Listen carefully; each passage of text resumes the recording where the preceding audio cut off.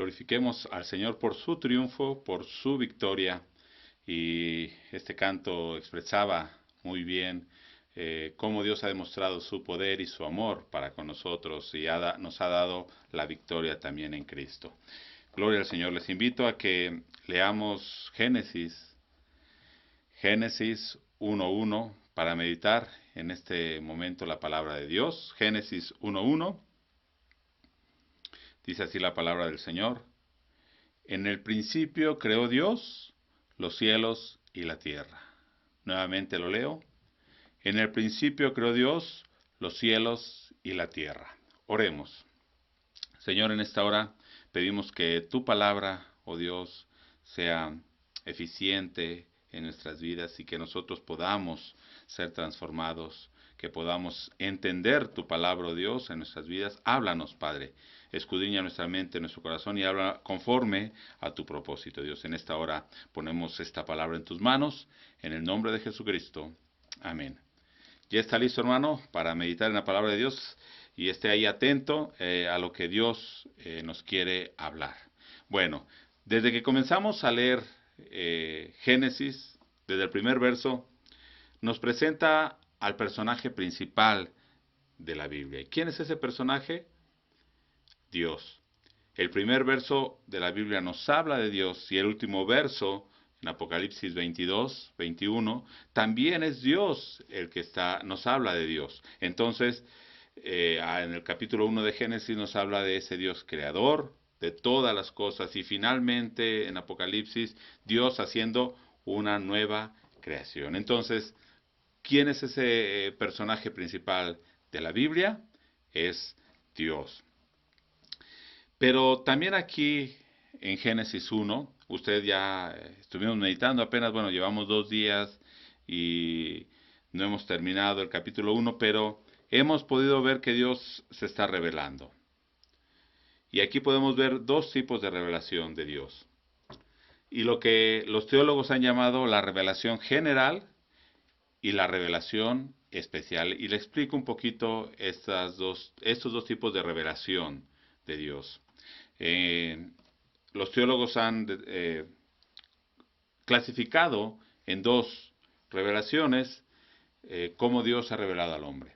La general habla de las cosas creadas, o sea, todo el universo, el hombre, los animales, los planetas, el sol, la luna, las estrellas, las plantas, los animales, en fin, todas las cosas creadas.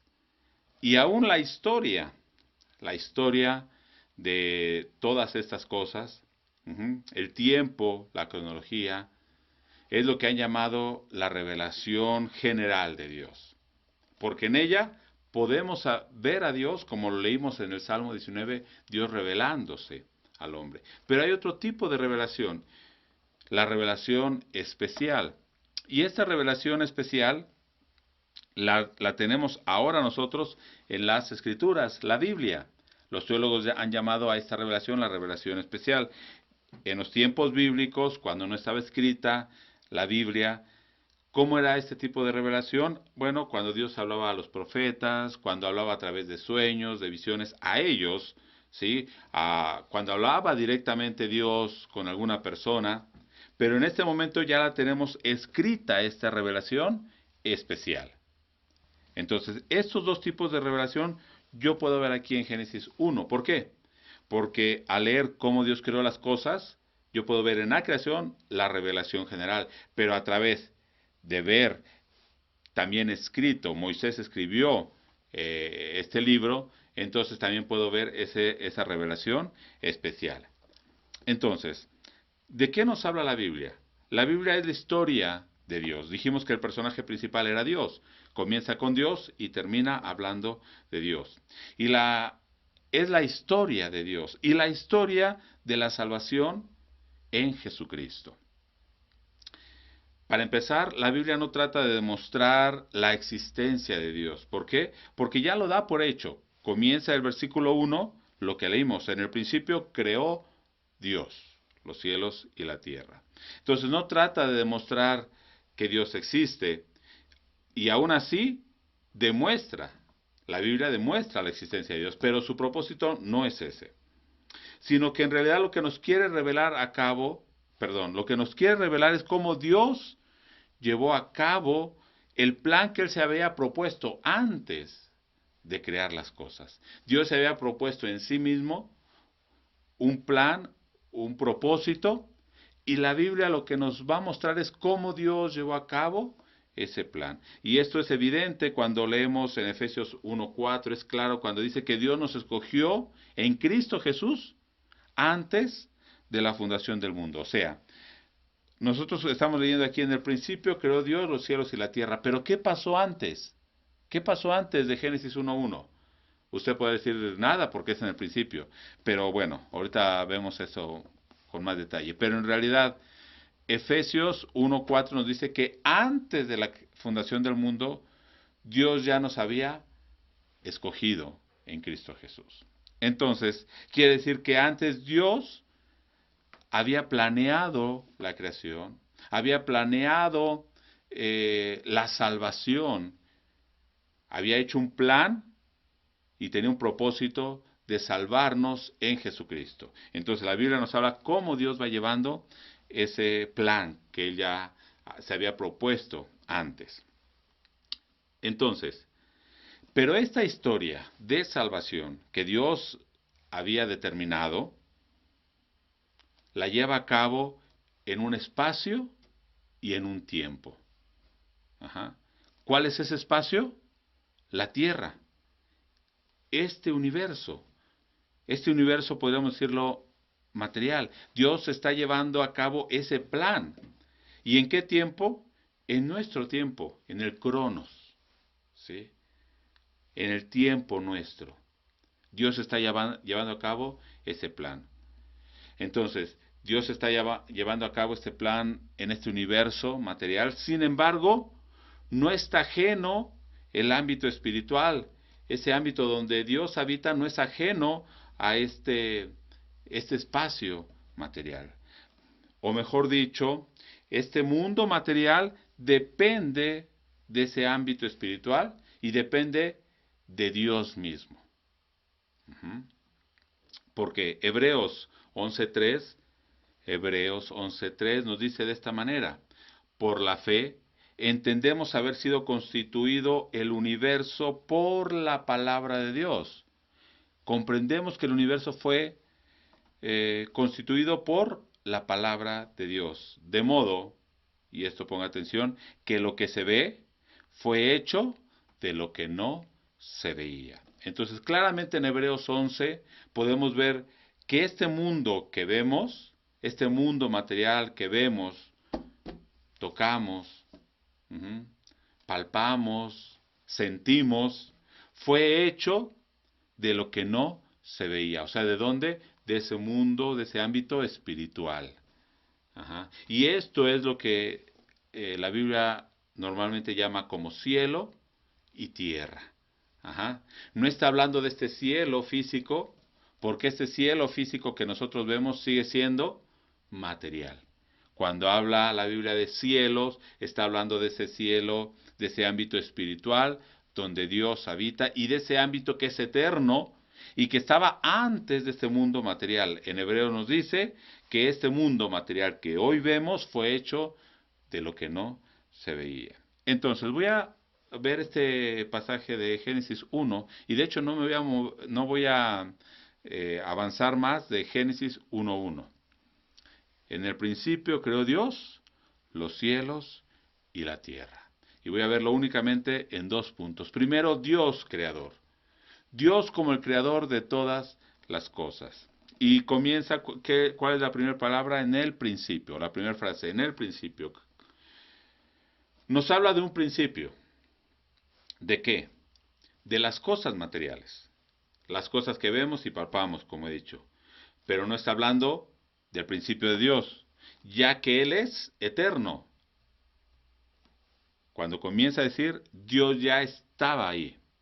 No comienza a existir Dios, Dios ya estaba ahí.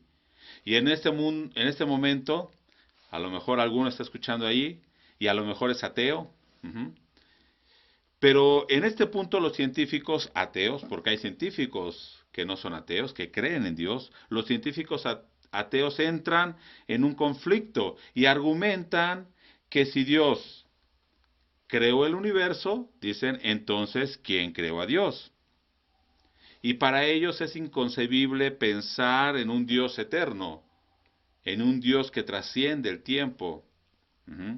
Sin embargo, dicen estos científicos que el universo se creó de una gran explosión, el Big Bang que le llaman, una gran explosión.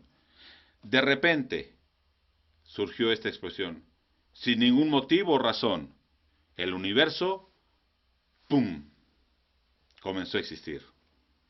Sin embargo, este pensamiento, voy a verlo en dos leyes de la ciencia, rápidamente, así muy por encimita. Sin embargo, este pensamiento que hace viola la ley de la causa y efecto. Esta ley, ¿qué dice? Nos dice que todo efecto o resultado es consecuencia de una o de varias causas que lo provocan, ¿sí? Y esta ley dice que vivimos en un universo de causalidades. ¿Qué es esto? De causas que provocan un efecto y no de casualidades, dice esta ley. Pero entonces el universo fue por una casualidad. Entonces esa ley se contradice con lo que los científicos afirman en la creación del universo. Ahora, también hay otra ley. La primera ley de la termodinámica. ¿Qué es lo que dice esta ley? Establece que la energía no se crea ni se destruye, sino que se conserva. Solamente se transforma. La energía no se puede destruir, solamente se transforma. Sin embargo, para los científicos es algo ilógico, es algo irracional pensar en un Dios eterno. Es algo que ellos no pueden concebir. Pero ellos creen en una energía eterna. Para los científicos ateos, es inconcebible pensar y creer en Dios por la fe. Pero ellos creen en un Big Bang por la fe, porque en realidad no lo pueden comprobar. Pero bueno. Entonces, hablando de esta ley de la termodinámica, dice que la energía no se puede destruir y no se puede crear, dicen. Solo se puede transformar. Entonces, no creen en un Dios eterno, pero sí creen en una energía eterna. Sin embargo, también los estudios hablan y muestran que la energía se gasta. Y esa energía se va convirtiendo, se va desgastando y se transforma a una energía que es inservible, que no se puede usar. Usted puede tener en algo, en un foco, energía, en la electricidad, en el sol, y esa energía usted no la puede usar al 100%, siempre va a haber energía que se va a perder y se va a transformar en energía que no se puede usar. Entonces, según esto, el universo material dejará de existir al terminarse esa energía. Y entonces, bueno, ¿cómo es entonces que el universo o la energía es eterna si se va gastando? Y bueno, muchas otras cosas que podemos pensar, pero yo nada más quería poner estos dos ejemplos, ¿no? Hablando, por ejemplo, de lo infinito, ¿no? El universo es infinito. Si yo digo que Dios es infinito, dicen, estás loco. Pero si ellos dicen, el universo es infinito, tiene razón. Pero si algunos científicos van a decir, bueno, el universo no es infinito, tiene un límite. Ok, yo creo que el universo tiene un límite. Pero entonces, ¿qué hay allá después de ese límite? ¿Qué es lo que limita ese universo? Entonces, los científicos y muchos dicen, bueno, es algo que no podemos explicar, pero ellos lo creen. Y si yo les digo, Dios es real y la vida eterna es real y es algo que no es tangible en este momento, ellos dicen, no, eso no lo puedes creer. Entonces, vemos que hay un conflicto, pero la Biblia lo que quiere establecer, y el primer punto que nos quiere mostrar es que Dios es creador de todas las cosas, tanto en el cielo como en la tierra, porque dijo en el principio creó Dios los cielos y la tierra. En este verso no solamente está hablando de nuestra tierra física y de nuestro cielo físico.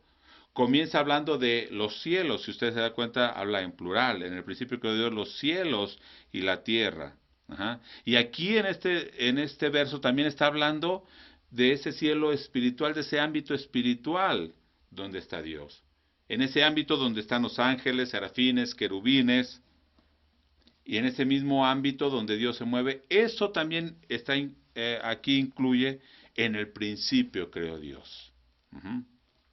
Entonces, Dios es la causa, podríamos decir, para los científicos que ellos buscan cuál fue la causa de la creación del universo. Dios es la causa de esa creación, del universo. Uh-huh. Dios es la causa de todo el universo. Y esto lo podemos ver claramente en Colosenses. Él creó todas las cosas y en Colosenses 1, verso 15 al 17 nos dice, Él es la imagen del Dios invisible. Él es Jesucristo, está hablando de Jesucristo. Jesucristo es la imagen del Dios invisible, el primogénito de toda creación, o el primero, el que tiene el primer lugar de toda la creación, porque en Jesucristo fueron creadas todas las cosas. Y escuche esto, las que hay en los cielos y las que hay en la tierra, visibles e invisibles. ¿De qué está hablando aquí? Lo que hay en el cielo y lo que hay en la tierra. ¿Está hablando de las nubes, de lo que vemos aquí como cielo? No. Está hablando del cielo, del ámbito celestial, donde está Dios. ¿Por qué? Porque sigue diciendo, estas cosas visibles e invisibles, sean tronos, sean dominios, sean principados, sean potestades. Está hablando de esos seres celestiales. Uh-huh. Todo fue creado por medio de Él y para Él. Todo fue creado por medio de Jesucristo y para Jesucristo. Y Él es antes de todas las cosas, o sea, Él es eterno. Y todas las cosas, otra cosa bien importante, en Él subsisten. Entonces, no solamente Dios es la causa del universo, sino por medio de Jesucristo, subsiste todo el universo y aún los seres celestiales, nos dice Colosenses. Y entonces, este pasaje de Colosenses afirma lo que Génesis 1.1 dice. Él creó los cielos y la tierra. En Colosenses vimos todas las cosas que están en el cielo y las que están en la tierra, sean cosas visibles que podemos palpar o invisibles, aún ese ámbito celestial. Entonces, Dios creó el mundo material y el mundo espiritual. Uh-huh. Ahora, Génesis. Uh-huh. Muchos tratan de ver y de, ¿cómo se puede decir? Unir, empalmar, uh-huh, Génesis 1 con las teorías científicas para ver cómo concuerdan o en qué cosas son distintas. Pero en realidad Génesis 1 no nos quiere explicar de qué manera cronológica o de qué forma Dios creó una u otra cosa, sino más bien nos está mostrando lo que dije al principio, el plan de salvación revelado en las cosas creadas. Dios creó las cosas, pero también nos está revelando cómo en esas cosas creadas podemos ver el poder de Dios y el plan que Él tenía para redimir, para hacer una nueva creación. Ahora, este punto entonces establecimos que Dios es el creador. El segundo punto es cómo nosotros estamos viendo a ese Dios creador. O al pararnos delante de ese Dios creador, ¿cuál es nuestra respuesta? Entonces el segundo punto es la respuesta del hombre viendo esa creación de Dios. Cuando vemos esa creación de Dios, ¿cuál es nuestra respuesta? ¿Se acuerda que al principio leímos Salmos 19.1? Al principio del servicio, no de la predicación. Al principio de este culto vimos en el Salmo 19.1, los cielos cuentan la gloria de Dios y el firmamento anuncia la obra de sus manos. El mismo cielo nos está demostrando la gloria de Dios. Nos está mostrando ese poder de Dios. Y yo creo que si usted ve cualquier documental acerca del universo, realmente uno queda asombrado de ese universo. Queda asombrado de lo glorioso que es el universo. Pero ahora pensemos cuán glorioso es el creador de ese universo. Entonces nos está hablando que en la misma naturaleza podemos ver la gloria y el poder de Dios. ¿Por qué digo esto? Porque aunque uno nunca hubiera escuchado hablar de Dios, si nunca hubiera tenido contacto con la revelación especial de Dios, o sea, con la Biblia, si yo no hubiera tenido contacto con esta revelación de la Biblia, con la revelación especial que dijimos que se llamaba, aún tenemos la naturaleza, aún tenemos la revelación general. Y esa naturaleza nos da testimonio de un Dios creador, hay un diseñador de esa naturaleza. Un diseñador que hizo a la tierra, a la naturaleza perfecta, en un orden, en una armonía. Ahora, ¿cómo respondemos entonces a eso?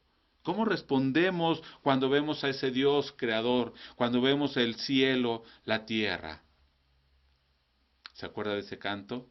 Señor mi Dios, al contemplar los cielos, el firmamento, las estrellas mil, al oír tu voz en los potentes truenos y ver brillar el sol en su cenit. Mi corazón, ¿qué puede decir? Entona esta canción. Cuán grande es Él. Cuán grande es Dios. Si estas cosas nos maravillan. Estas cosas que Dios creó. Y para esto, hablando de esta respuesta del hombre hacia Dios, quiero ir a Romanos 1. Romanos 1. En los primeros versos de Romanos, Pablo nos habla del Evangelio de Dios para salvación, del poder de Dios, del poder del Evangelio para salvación. Dice del verso 1 en adelante al 6, voy a leer primero. Pablo, siervo de Jesucristo, llamado a ser apóstol, y este punto, apartado para el Evangelio de Dios. Dios llamó a Pablo y lo apartó para el Evangelio. ¿Y qué es el Evangelio? Las buenas nuevas de salvación en Jesucristo. Y es lo que va a decir los siguientes versos.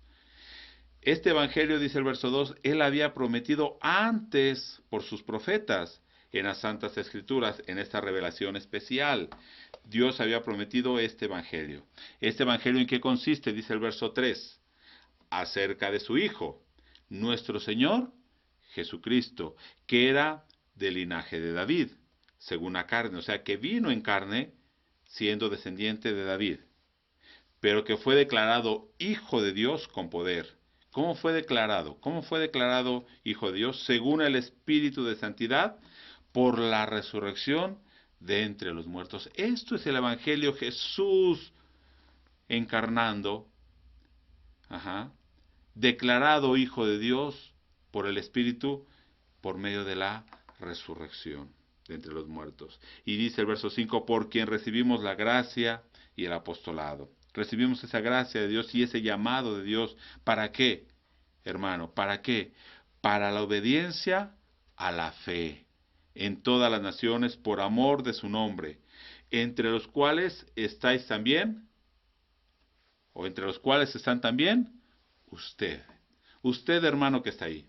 Yo que estoy aquí. Entre esos llamados, entre esos que Dios les dio su gracia por Jesucristo y que fueron llamados para obedecer a la fe, estamos nosotros, dice al final, llamados a ser de Jesucristo, a ser de Dios. Entonces, en estos primeros versos podemos ver ese evangelio de Dios. ¿Para qué? Para salvación. Pero, ¿cuál fue la respuesta del hombre?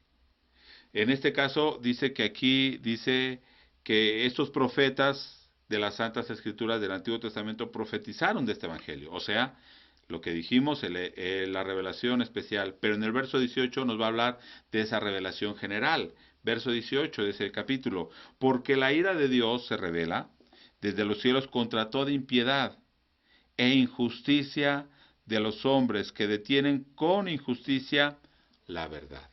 ¿Y cuál será? Yo me preguntaba cuando estaba meditando este pasaje, ¿cuál es la impiedad y la injusticia de los hombres? Uh-huh.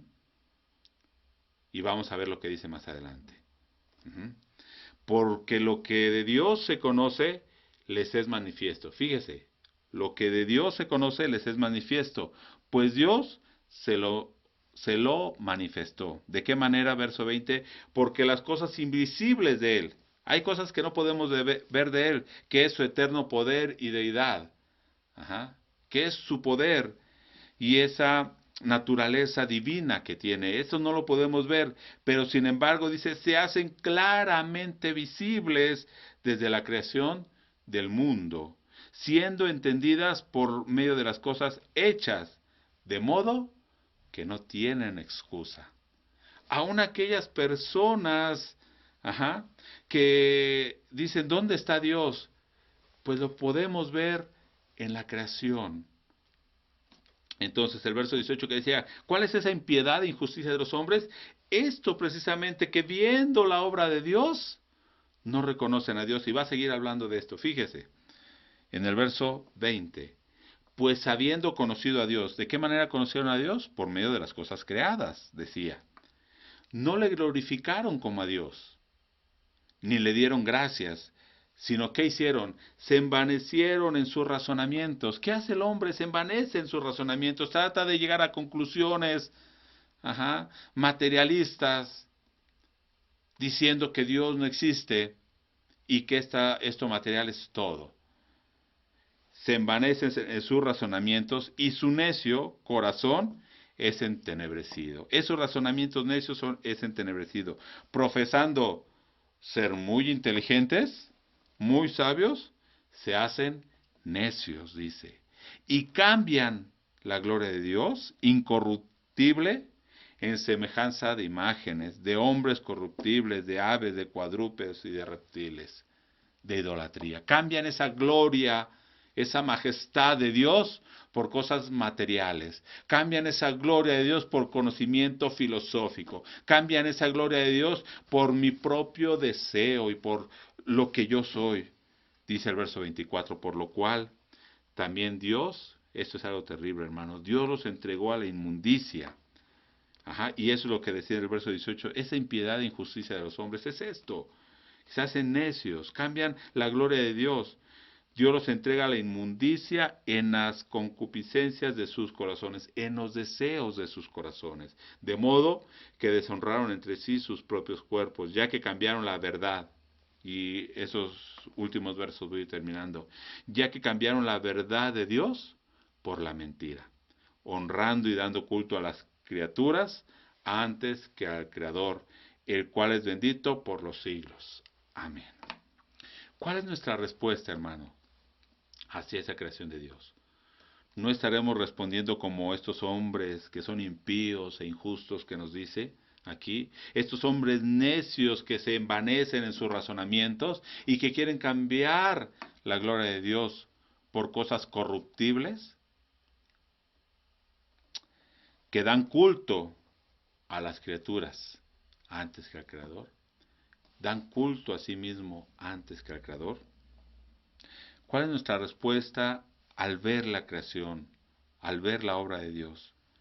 Sería en entrega, en adoración, reconociendo a ese Dios. Como decía el verso 5 de aquí de Romanos 1, para la obediencia a la fe. Entonces, ahora que hemos estado leyendo Génesis 1 y vamos a seguir leyendo Génesis 2, que nos habla de la creación, debemos reflexionar más profundamente y ponernos delante de ese Dios que creó todas las cosas. ¿Qué piensa al estar delante de ese Dios, hermano? Imagínese el universo y nos ponemos en perspectiva delante de este universo en el que vivimos. ¿Cómo se siente usted? Insignificante, pequeño. Pero ahora pongámonos delante del Dios, el creador de ese universo, el creador de todas las cosas, como dice en Isaías 66:1, Jehová dijo así, el cielo es mi trono y la tierra estrado de mis pies. Si el cielo, el universo es el trono de Dios y la tierra es únicamente un tapete para que Dios se pare, y cuando nos ponemos en perspectiva delante del universo nos sentimos insignificantes, imagínese delante de ese Dios creador. ¿Cuál debería ser nuestra respuesta? Ahora, también pregunte, ¿quién soy yo? ¿Quiénes somos nosotros? Dice Marcos Vidal en uno de sus cantos, ¿quién soy yo para que tú me hayas amado? Eso es lo sorprendente, hermano. ¿Quiénes somos nosotros para que Dios nos amara y entregara a su Hijo, como leímos aquí en Romanos, para que muriera por nosotros? Ujú. Pensemos en esto, hermano. No solamente debe haber una admiración, un respeto, sino en realidad debe haber un sentido de temor reverente a Dios, un agradecimiento y un reconocimiento de un Dios soberano, de un Dios poderoso, de un Dios eterno. ¿Y cómo respondemos a ese Dios creador? Entregando nuestra vida a Él, en obediencia. Amigo que estás escuchando, hermano, si a lo mejor no has entregado tu vida a Él, entrégale tu vida a ese Dios creador. Él tenía un plan desde antes de crear estas cosas para tu vida, para mi vida. Y Él está llevando a cabo ese plan. Deberíamos entregar nuestra vida en obediencia a Él, no dando prioridad a las cosas creadas, como decía Pablo, no dando lugar, poniendo en primer lugar las cosas creadas, sino poniendo y dando culto al Creador antes que a las cosas creadas. Te invito a que reflexiones en esto. Si crees en Dios como Creador, la pregunta sería, ¿cómo respondemos cuando nos ponemos delante de ese Dios Creador?